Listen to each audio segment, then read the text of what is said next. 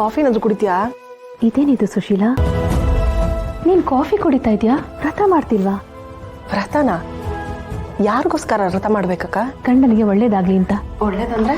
ಒಳ್ಳೇದು ಅಂದ್ರೆ ಆರೋಗ್ಯ, ಆಯಸ್ಸು, ಐಶ್ವರ್ಯ ಎಲ್ಲ ಸಿಗ್ಲಿ ಅಂತ.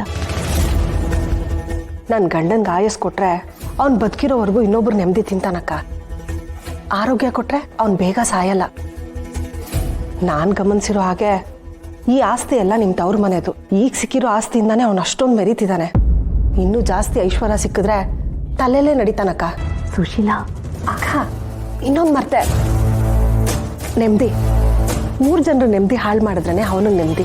ಹಾಗಿರುವಾಗ ನೀನು ಹೇಳ್ದಾಗೆ ಗಂಡ ಅಂತ ಅನ್ಸ್ಕೊಂಡಿರೋ ನಡೆದಾಡೋ ರಾಕ್ಷಸನಿಗೋಸ್ಕರ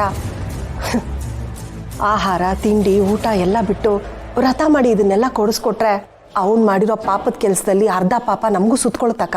ಸುಶೀಲಾ, ನನಗೂ ನಿನ್ನಷ್ಟೇ ರೋಷ, ದ್ವೇಷ ಎಲ್ಲ ಇದೆ ನನ್ನ ಗಂಡನ ಮೇಲೆ. ಆದರೆ ಇದು ಸಂಪ್ರದಾಯ ಕಣೆ. ಸಂಪ್ರದಾಯ ಮಾಡಿದ್ರೆ ಆ ದೇವರು ಒಳ್ಳೇದು ಮಾಡ್ತಾನೆ. ಏನಕ್ಕ, ದೇವ್ರು ಒಳ್ಳೇದು ಮಾಡ್ತಾನ? ಆ ದೇವ್ರು ಒಳ್ಳೇದು ಮಾಡೋ ಹಾಗಿದ್ದಿದ್ರೆ ನಾನು ದಿನಾ ಕಣ್ಣೀರು ಹಾಕ್ತಿದ್ನಲ್ಲ, ಆಗ್ಲೇ ಆ ದೇವ್ರು ಬಂದು ನನ್ನ ಕಣ್ಣೀರನ್ನ ಒರೆಸ್ಬೇಕಾಗಿತ್ತು. ನನ್ಗಿವಾಗ ಯಾವುದ್ರ ಮೇಲೂ ನಂಬಿಕೆನೇ ಇಲ್ಲ ಅಕ್ಕ. ಈ ವ್ರತನೆಲ್ಲ ಮಾಡು ಅಂತ ನೀನು ನನ್ಗೆ ಒತ್ತಾಯನೂ ಮಾಡಬೇಡ, ಜಾತ್ರೆಗೆ ಬಾ ಅಂತ ನನ್ನ ಕರೀಲೂ ಬೇಡ.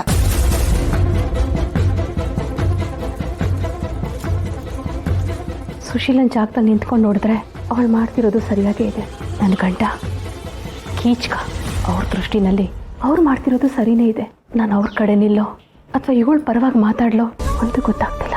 ಮಕ್ಕಳವ, ಇಷ್ಟು ವರ್ಷ ನನ್ನ ಗಂಡನ ಆರ್ಭಟನೆಲ್ಲ ನೋಡಿರೋಳು ನೀನು. ಹೇಗಾದ್ರೂ ಮಾಡಿ ಈ ಸಲ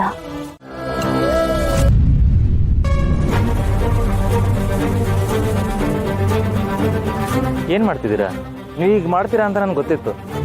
ಅನುಮಾನ ಇದ್ಮೇಲೆ ಮತ್ತೇನು ಮಾಡ್ತಿದ್ಯಾ ಅಂತ ಯಾಕೆ ಸರ್ ಕೇಳ್ತೀರಾ? ಅನುಮಾನ ನೀವು ಮಾಡ್ತಿರೋ ವ್ರತದ ಮೇಲಲ್ಲ, ಆ ವ್ರತ ಮಾಡ್ತಿರೋ ಕಾರಣಕ್ಕೋಸ್ಕರ. ನಿಮಗೆ ಒಳ್ಳೇದಾಗಲಿ ಅನ್ನೋದು ಬಿಟ್ಟು ಬೇರೆ ಯಾವ ಕಾರಣನೂ ನನ್ನ ಹತ್ರ ಇಲ್ಲ.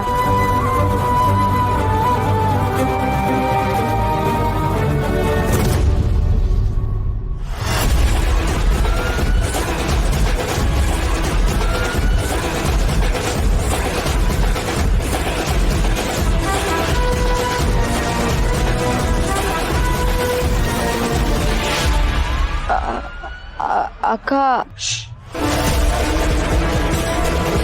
ಇಷ್ಟು ದೊಡ್ಡ ವಿಷಯ ನನ್ನಿಂದ ಮುಚ್ಚಿಟ್ಟು ಬಾಯಿ ತುಂಬ ಅಕ್ಕ ಅಂತ ಹೇಗೆ ಕರಿತಾ ಇದೆಯಾ?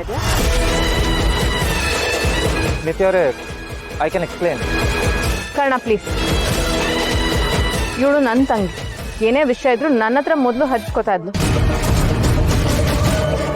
ಇಷ್ಟು ವರ್ಷ ನನ್ನಿಂದ ಏನೂ ಮುಚ್ಚಿಟ್ಟಿಲ್ಲ ಅನ್ಕೊಂಡಿದ್ದೆ, ಆದರೆ ಈಗ ಆ ನಂಬಿಕೆ ಎಲ್ಲ ಕಳೆದು ಹೋಯ್ತು. ಅಕ್ಕ ಪ್ಲೀಸ್ ಕಣೆ, ದೊಡ್ಡ ಆರೋಪ ಹೊರೋ ಶಕ್ತಿ ನನ್ನ ಕೈಲಿಲ್ಲ. ಸಾಕು ನಿಲ್ಸ್ತೀಯಾ? ನೀನು ಪ್ರೀತಿಸಿರೋ ಹುಡುಗಂಗೆ ಒಳ್ಳೇದಾಗ್ಲಿ ಅಂತ ತಾನೆ ನೀನು ಈ ವ್ರತ ಮಾಡ್ತಿರೋದು? ಅದನ್ನ ನನ್ನ ಹತ್ರನೂ ಹೇಳ್ದೆ ಒಬ್ಳೆ ಯಾಕೆ ಇಷ್ಟು ಕಷ್ಟಪಡ್ತಿದ್ಯಾ? ಹೇಳಿದಿದ್ರೆ ನಾನು ನಿನ್ ಜೊತೆ ನಿಲ್ತಿರ್ಲಿಲ್ವಾ? ನೋಡಿ ಕರ್ಣ, ಇವಳು ಒಂದು ಹುಡುಗನ ತುಂಬಾ ಪ್ರೀತಿಸ್ತಾ ಇದ್ದಾಳೆ. ಅವನು ಒಳ್ಳೇದಾಗ್ಲಿ ಅಂತಾನೆ ಈ ವ್ರತ ಮಾಡ್ತಿರೋದು ಅಲ್ವೇನೆ?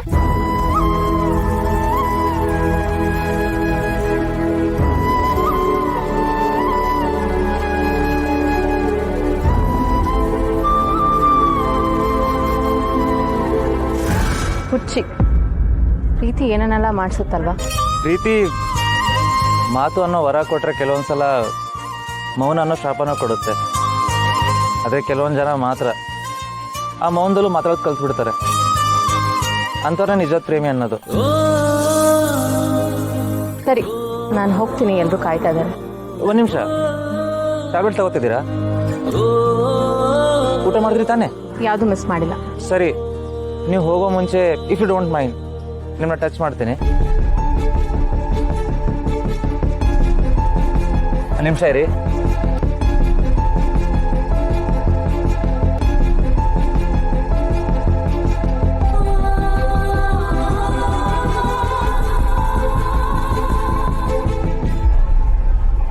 ಈಗ ಹೋಗಿ. ಈಗ ನಿಮ್ಮ ಹೊಟ್ಟೆಲಿರೋ ಮಗುನೂ ಸೇಫು, ಅವ್ರು ನಿಮ್ಮಲ್ಲಿ ಇಟ್ಟಿರೋ ನಂಬಿಕೆನೂ ಸೇಫ್. ಎಲ್ಲಿ ಆ ಮಾಡು. ಅಯ್ಯೋ ಆ ಮಾಡು ಅಂದ್ರೆ ಶಾಕ್ ರಿಯಾಕ್ಷನ್ ಕೊಡ್ತಿದ್ಯಲ್ಲ, ಆ ಮಾಡು ಅಂದೆ.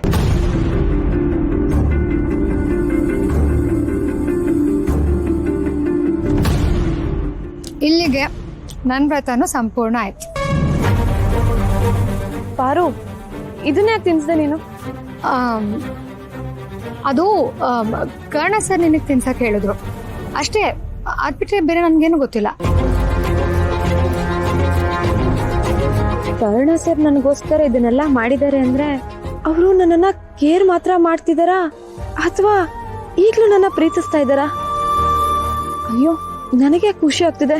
ನೋನು ಅವರು ನನ್ನ ಅಕ್ಕನ ಗಂಡ ಆದ್ರೂ ಯಾಕೆ ಇದೆಲ್ಲ ನಡೀತಿದೆ?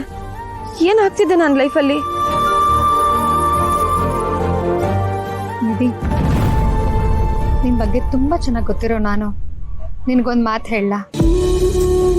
ನಿನ್ ಮನ್ಸಲ್ಲಿ ಸುಮಾರು ವಿಷಯಗಳು ಓಡ್ತಿದೆ, ಉತ್ತರನೇ ಸಿಗ್ತಿರೋ ಸುಮಾರು ಪ್ರಶ್ನೆಗಳಿದೆ ಅಂತ ನಿನ್ ಮುಖ ನೋಡಿದ್ರೇನೆ ಗೊತ್ತಾಗ್ತಿದೆ. ಹಾಗಂತ ನಾನು ವಿಷಯನ ಕೆದಕಿ ಕೇಳಲ್ಲ, ಹೆದರ್ಬೇಡ. ನೀನ್ ಬಂದಿರೋದು ಮಾಕಾಳಮ್ಮನ ಜಾತ್ರೆಗೆ. ಇಲ್ಲಿ ನೀನ್ ಕೇಳ್ದಿರೋ, ಕಾಣ್ದಿರೋ, ಅನ್ಕೊಳ್ದಿರೋ ಪವಾಡಗಳು ನಡೆಯುತ್ತೆ. ಸತ್ಯಗಳು ಬಯಲಾಗತ್ತೆ, ದಾರಿ ಕಾಣ್ದಿರೋರ್ಗೆ ಬೆಳಕು ಸಿಗತ್ತೆ. ಹೆದರ್ಬೇಡ, ಆ ತಾಯಿ ಮೇಲೆ ಭಾರ ಹಾಕು, ಎಲ್ಲ ಸರಿ ಹೋಗುತ್ತೆ.